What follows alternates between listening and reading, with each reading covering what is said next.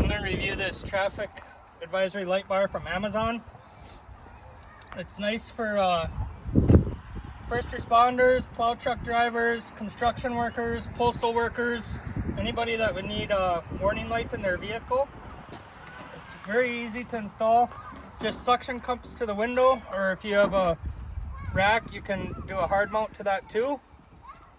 Included with it is a 12-volt plug to plug into your cigarette lighter, or else you can take this apart here and hardwire it to your vehicle, to your battery.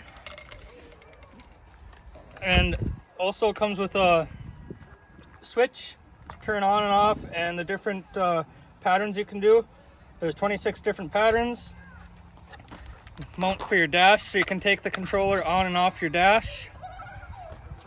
So I'll show you how to install it. So you can see it just suction cups to the window very easily. Plug in your 12-volt power. Turn the switch on your 12-volt power.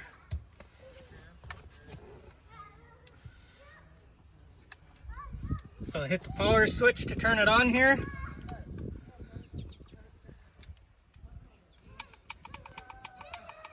There's 26 different patterns. So as you can see, the suction cups are nice and strong, durable.